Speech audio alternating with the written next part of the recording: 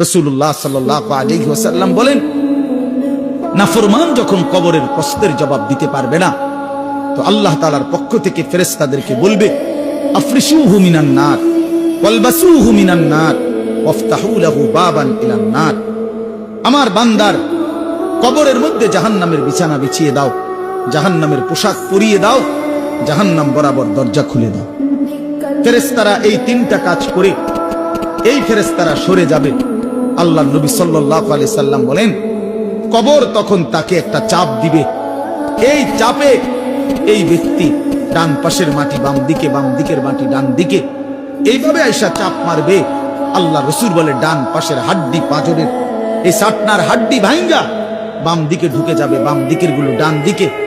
উদাহরণ দিয়ে বুঝাইছে নবী, হাত্তা তাখতালিফা আদলাউহু, এভাবে দুই আঙ্গুল যেমন একটা আরেকটার মধ্যে ঢুকে যায়, হাড্ডি পাঁজরের গুলো এইভাবে একটা আরেকটার সাথে ঢুকে যায়। আল্লাহর নবী সাল্লাল্লাহু আলাইহি সাল্লাম বলেন, ওয়া ইউকাইয়াদু লাহু মালাকুন আবকামু ওয়া আসাম্মু ওয়া আ'মা। তার কবরে এরপরে নাফরমানের কবরে একজন ফেরেশতা পাঠানো হবে। এই ফেরেশতা তিনটা গুণ, এই ফেরেশতা বোবা, এই ফেরেশতা বধির, এই ফেরেশতা অন্ধ। সে কথাও বলতে জানে না, কানেও শুনে না, চোখেও দেখে না। আল্লাহ রাসূল বলেন, ফায়ুদরাবু লাহু বিমিতরাকাতিন মিন হাদিদ। এই ফেরেশতা তখন তাকে লোহার গুর্জ, লোহার হাতুড়ি দিয়ে নাফরমানের বারবাতান বাইনা উযুনাইহি, দুই কান বরাবর মাঝখানে আঘাত করবে। এক একটা আঘাতে ফায়াসিহু সাইহাতান, নাফরমান এভাবে চিৎকার করবে, ইয়াসমাউহা মান ইয়ালিহি ইল্লা সাকালাইন, মানুষ এবং জিন ব্যতীত আল্লাহর কসম গোটা সৃষ্টি এই নাফরমানের আওয়াজ শুনতে পাবে, চিৎকার শুনতে। দোস্ত আমার, বন্ধু আমার, ছেলেরা আমার, জিন্দেগি বড় বেশি রঙিন মনে করছো তুমি।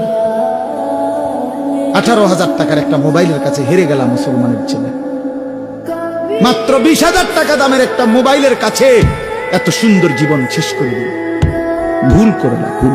অল্প টাকায় বেচা গেল, অল্প কয়টা টাকায় হেরে গেল। বেঈমান তোমারে হারায় দিল। ইহুদি, খ্রিস্টান, নাস্তিক, মুরতাদ একটা নারীর উলঙ্গ ছবি অথবা অর্ধ উলঙ্গ ছবি দিয়া, যারে তুমি ধরতেও পারো না, ছুঁইতেও পারো না, শুধু ছবি দেখাইয়ে তোমারে শেষ করে দিল। তোমার দুনিয়াও নষ্ট করে দিল, আখিরাতও নষ্ট করে দিল। হায় হায়, এর চাইতে বড় ব্যর্থতা আর কিছু হইতে পারে। আমার কথা মনে রাখো বাপ আমার, প্রিয় বন্ধু আমার, সন্তানরা আমার, ছেলেরা আমার, ভাই আমার।